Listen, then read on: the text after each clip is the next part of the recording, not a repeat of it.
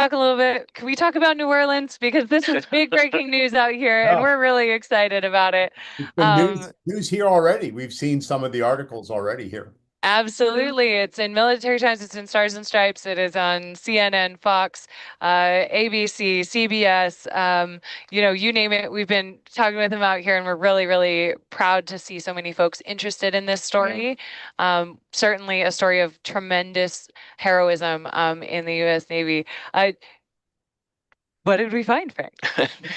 Well, it was kind of an amazing find, and it also demonstrates the new technologies we're using. We were reviewing the data from is it the Drixstone, correct? And this image came across the screen, and it it looked to us like it was just bow shaped. The lines and things were kind of really stood out, and we were speculating this happened at a change in watch, and so as the watch was changing, we were speculating, gee, I wonder if this could possibly be the bow from the New Orleans. And the New Orleans was the lead ship of her class of heavy cruisers, and three of them were sunk in the first battle of Savo Island on the night of 8-9 August. But later in the campaign, uh, New Orleans and her sister ship Minneapolis took part in the Battle of Tassafaronga, where the heavy cruiser Northampton was sunk. But both New Orleans and her sister Minneapolis took long lance torpedo hits, which basically destroyed the bows on both ships. The one on New Orleans in particular was catastrophic because it resulted in the loss of the entire forward part of the ship from the forward of turret 2, which I think you can see a picture of it now. Yeah. Turret 2, and then it just ends. Everything forward of that is gone. Um, and the ship was lucky to survive that encounter, as was her sister Minneapolis. And so when we began exploring this object on the bottom, we were able to look at some of the key identifying factors, and I was actually sitting in this same chair with Yes. with Megan, going over it, and we were pulling up some historic pictures of the ship, and we noted the collar around the anchor is quite distinctive on the New Orleans class heavy cruiser, so that was our first indication. See, you can see that here. Yeah. And then looking at a picture of the ship in drydock pre-war, there was kind of a distinctive little mark in her stem, the forward part of her bow.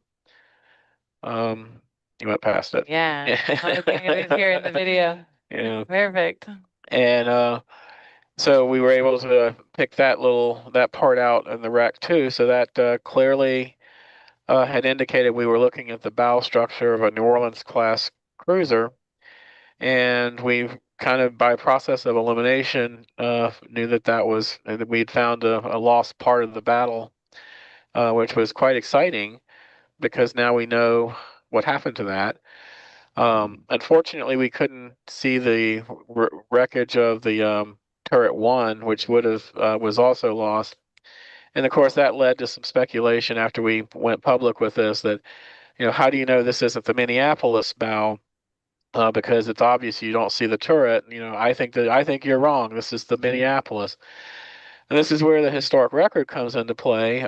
Because after these actions and everything, the Navy compiled a inquiry and they engaged all the survivors and wrote down all their recollections of things and kind of pieced together the story, and then they're published and disseminated so that past mistakes are not repeated. And excuse me, we know from that record that the Minneapolis, although the hit was equally severe, her bow did not fully detach from the hull, but had crumpled over and it was partially submerged, but it was still attached to the main hull. The ship made it over across the sound to Tulagi, and that's where the Seabees they cut that off and built a kind of a false temporary bow. But the bow of the Minneapolis is actually across the sound in Tulagi. So we kind of laid all concerns to rest on that we are in fact looking at the New Orleans bow, and it's quite a find. Yeah. Quite So, the historical detective. yeah. That's what it comes down to. Is I liken it to it's like a combination of old new technology like the Drix, but there's still something to be said for going through the musty archives of paper. There's another question in the chat that I think is a fairly good one. Chuck Myers, I asked you to unmute. You want to ask your question? Yeah, first of all, say hello to Sam Cox, who is nominally my boss on the USS Hornet. So if you'll do that for me, I'd appreciate it. My question is that a number of ships had their keels broken before they sank, and I was wondering if when you're down on the ocean bottom, can you determine which ones of those ships were in that kind of a condition? Probably we'll probably have to review these dives over and over again. One thing I think we have kind of confirmed is, most of the ships we're looking at were designed under the terms of the Washington and London naval treaties. Yeah.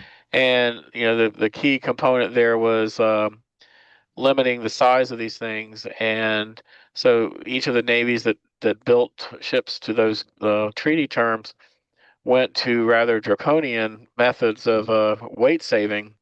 And what we're seeing here is that the scantlings used in the construction of some of the ship's structure, especially around the bow area, tended to be very tender. And there were some pre-war indications that the bow areas were potential weak spots with ships caught in storms that were at anchor and dragging the anchor chain and causing some damage to the hull structure. And what we discovered on each of the New Orleans class cruisers, which are definitely treaty cruisers, was that all of them are missing their bows. Yeah. Yeah, and we're looking at the stern of Vincennes right now, but all the bows are gone. One of the more intriguing finds was that when Astoria sank, her bow apparently was severed from the hull, but it looks like it possibly got entangled in her anchor chain and dragged down, and it's actually now resting on top of what was her aircraft hangar. So you're looking at the ROVs going from the aft end to the forward, and then all of a sudden you hit the ship's bow structure laying on top of the hull. I mean, it was like, wow. We're also seeing a lot of damage in the midship areas, which again was kind of a known potential vulnerability. It's where the cruisers carried their float planes. So you had the aviation gasoline, and then you had the black powder charges for the catapult system.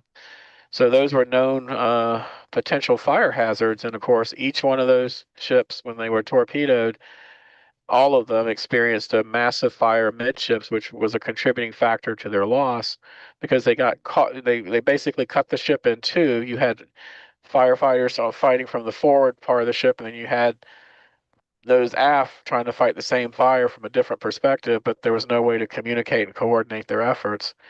And each of those ships in that area is just devastated. I think we saw evidence of maybe one catapult remaining, but again, it had also fallen off the wreck. So again, I probably ranted a little bit more than from your question, but I think, yeah, when we're able to really dissect these videos, we're going to find all kinds of interesting things about ship design. Yes, absolutely. And just to share the list, and there will be highlight videos of every one of these images released of every one of these. Our spectacular team are here on board editing around the clock to get these out to the world. If you missed the live dives, but we did dive so far with 2 more weeks to go already on Vincennes, Astoria, Quincy, discovered the bow of the New Orleans, dove on Northampton, on Canberra, on Laffey, on Udachi, on De Haven, Preston, Walk, and now what we believe to be Terazuki, the destroyer. So it's been a really busy first week, but we hope you'll be with us. It's been exciting.